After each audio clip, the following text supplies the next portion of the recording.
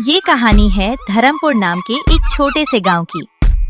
धर्मपुर कभी अपने आसपास के इलाकों में खुशहाली और मेहनत की पहचान माना जाता था। चारों तरफ हरे भरे खेत, लहलहाती फसलें और पानी से भरे तालाब हुआ करते थे। सुबह होते ही खेतों की ओर जाते किसानों की आवाजें, बैलों की घंटियां और पक्षियों की चहचहाहट पूरे गांव को जगा देती थी। गांव के बीचों बीच एक पुराना पीपल का पेड़ था, जिसके नीचे बुजुर्ग बैठकर जीवन के अनुभव सुनाते थे। बच्चे स्कूल जाने से पहले वहीं खेलते और महिलाएं कुएं से पानी भरते हुए आपस में बातें करतीं। धर्मपुर में लोग ज्यादा अमीर नहीं थे, लेकिन संतोष और सुकून जरूर था। लेकिन कहते हैं ना, जब समय बदलता है तो सब कुछ बदल देता है। धर्मपुर पर अकाल का साया छा गया। तालाब सूख गए, कुएं पूरी तरह खाली हो गए, खेतों में गहरी दरारें पड़ गईं। गांव के लोग एक एक करके शहरों की ओर पलायन करने लगे। इसी धर्मपुर गांव में रहता था मोहन। दुबला पतला शरीर, लेकिन आंखों में मेहनत और ईमानदारी की साफ चमक। मोहन के माता पिता का देहांत वो बहुत पहले ही देख चुका था, लेकिन अकाल ने उसकी जमीन को भी बंजर बना दिया। यहाँ रहकर धीरे धीरे मरने से अच्छा है कि बाहर जाकर संघर्ष किया जाए। अगली सुबह उसने अपनी छोटी सी पोटली तैयार की और पास के समृद्ध गांव सोनापुर की ओर पैदल निकल पड़ा। शाम ढलते ढलते वो सोनापुर पहुंच गया। सोनापुर की गलियां साफ थीं। पूछताछ करते करते मोहन पहुंचा गांव के मशहूर पशुपालक हरिहर साहू के घर। साहू जी, मैं धर्मपुर से आया हूँ। वहाँ अकाल पड़ गया है। अगर आपके यहाँ कोई काम मिल जाए तो मेरी बहुत मदद हो जाएगी। काम तो है, लेकिन आसान नहीं। मेरे पास 50 गायें हैं। सफाई, चारा, पानी सब तुम्हें संभालना होगा। महीने के 400 रुपए और 2 वक्त का खाना। मोहन ने एक पल भी नहीं सोचा। काम चाहे जितना कठिन हो साहू जी, मैं पूरी मेहनत और ईमानदारी से करूँगा। ठीक है, आज से काम शुरू करो। रहने की जगह गौशाला के पास मिल जाएगी। सोनापुर की उस गौशाला में मोहन की नई जिंदगी शुरू हो चुकी थी। लेकिन मोहन ने मन ही मन ठान लिया था, ये हालात मुझे कमजोर नहीं, मजबूत बनाएंगे। काम से भागा तो किस्मत भी भाग जाएगी। सबसे पहले उसने गौशाला की सफाई शुरू की। गोबर उठाते समय उसके हाथ कांप रहे थे, लेकिन उसने रुकना सही नहीं समझा।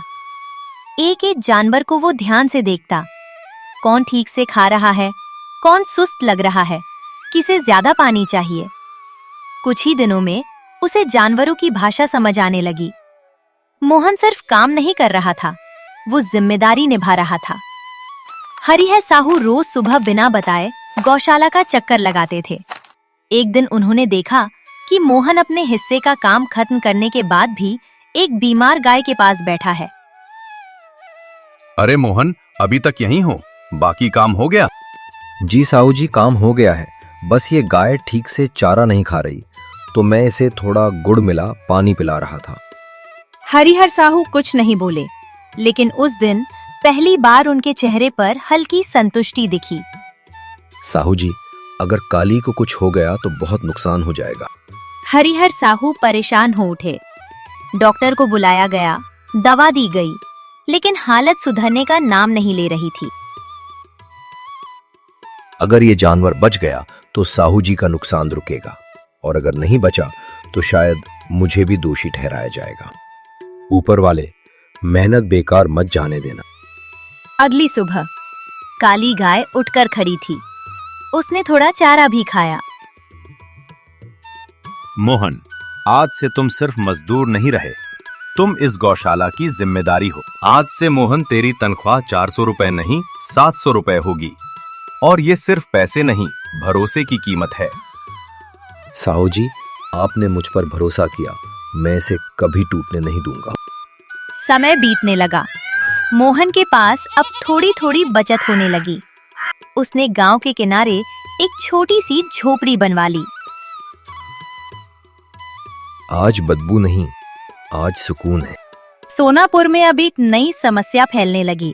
रातों में चोरी, किसी का अनाज गया, किसी की बकरी। मोहन को अपनी जमा पूंजी की चिंता सताने लगी। दिन भर वो काम पर रहता, रात में घर आता। अगर मेहनत की कमाई ही ना रही तो सब बेकार हो जाएगा। उसने ये बात हरिहर साहू से साझा की। साहू जी, दिन भर घर बंद रहता है, अगर चोरी हो गई तो मैं फिर से शून्य पर आ जाऊंगा। गांव में एक ही जगह है जहां लोग बिना डर के पैसा रखते हैं, राजगढ़ हवेली। वो जमींदार की हवेली? हाँ, ठाकुर रघुवीर नाम बड़ा है, रुतबा बड़ा है, लोग कहते हैं बहुत ईमानदार है। अगले दिन मोहन राजगढ़ हवेली पहुंचा। ऊंचे दरवाजे, मोटी दीवारें और बंदूकधारी पहरेदार। कौन हो? क्या काम है? जमींदार जी से मिलना है और कुछ पैसे भी रखने थे। ठीक है, तुम अंदर जा सकते हो। ठाकुर रघुवीर भारी शरीर, चमकते कपड़े और आंखों में शातिर चमक। बोलो, क्या सेवा कर सकते हैं हम? मैं कुछ पैसे आपके पास सुरक्षित रखना चाहता हूँ।